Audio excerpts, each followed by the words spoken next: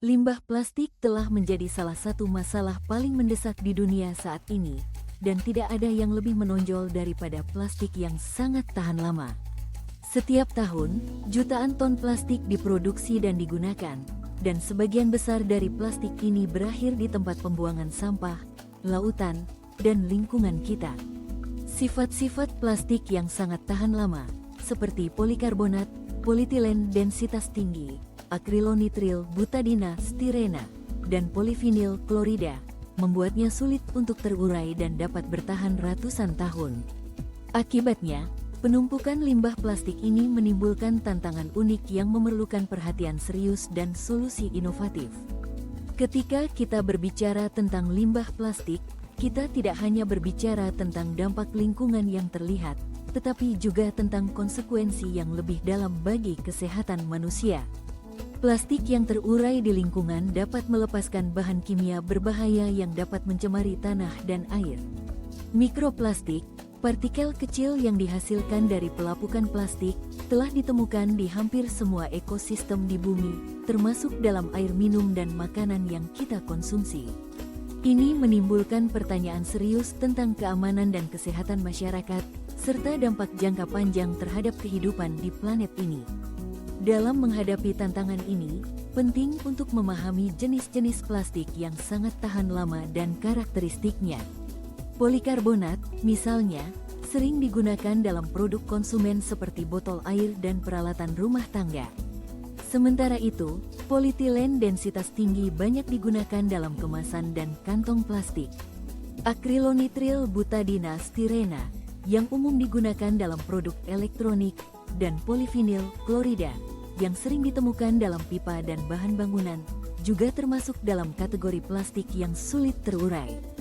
Semua jenis plastik ini memiliki sifat yang membuatnya sangat berguna, tetapi juga sangat problematis ketika berakhir sebagai limbah. Metodologi pengelolaan limbah plastik yang ada saat ini, seperti daur ulang mekanis, memiliki keterbatasan yang signifikan. Daur ulang mekanis seringkali tidak mampu menangani jenis plastik yang berbeda secara bersamaan, dan prosesnya dapat mengurangi kualitas material.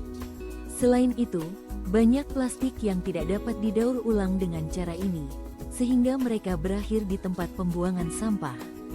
Di sisi lain, daur ulang kimia menawarkan pendekatan alternatif yang berpotensi lebih efektif. Proses ini melibatkan penguraian plastik menjadi monomer atau bahan baku lainnya yang dapat digunakan untuk memproduksi plastik baru.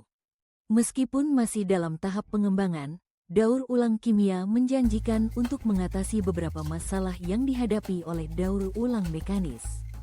Salah satu pendekatan inovatif yang sedang dieksplorasi adalah daur ulang enzimatik.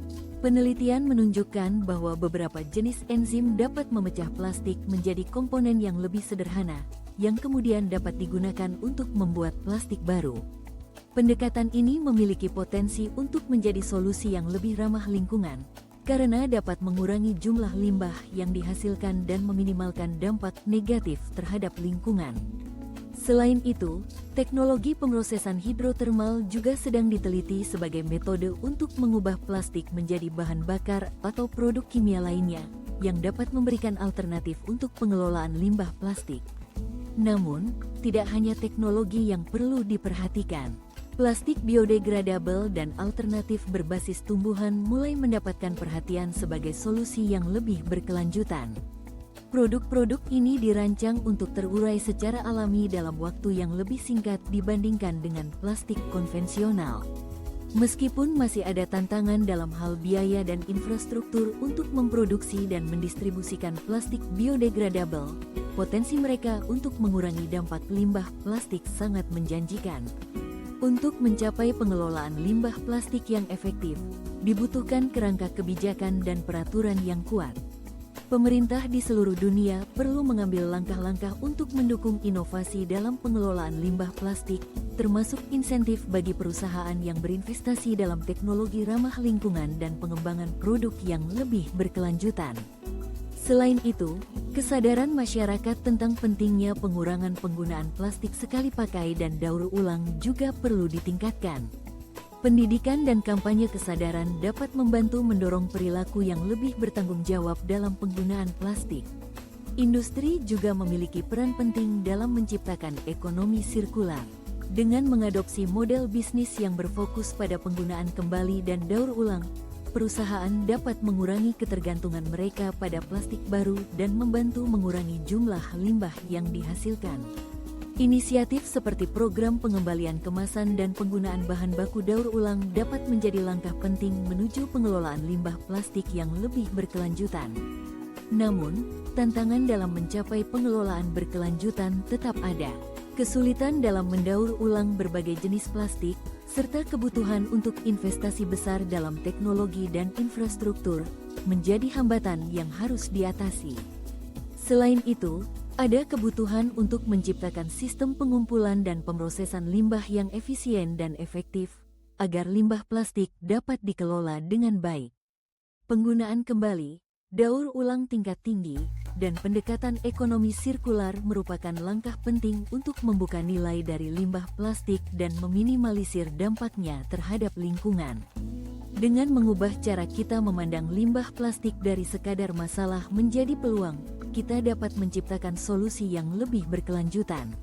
Ini memerlukan kolaborasi antara pemerintah, industri, dan masyarakat untuk menciptakan perubahan yang berarti. Dalam konteks yang lebih luas, penting untuk melihat masalah limbah plastik dalam kerangka keberlanjutan global. Krisis iklim, kehilangan keanekaragaman hayati, dan polusi adalah tantangan yang saling terkait yang memerlukan pendekatan terpadu. Pengelolaan limbah plastik yang efektif tidak hanya akan mengurangi dampak negatif terhadap lingkungan, tetapi juga dapat berkontribusi pada tujuan pembangunan berkelanjutan secara keseluruhan. Dengan berlandaskan pada pendekatan multifaset dan upaya kolektif dari berbagai pihak, kita dapat menghadapi tantangan limbah plastik yang sangat tahan lama. Ini bukan hanya tentang mengurangi jumlah plastik yang kita gunakan, tetapi juga tentang menciptakan sistem yang mendukung keberlanjutan dan melindungi lingkungan untuk generasi mendatang.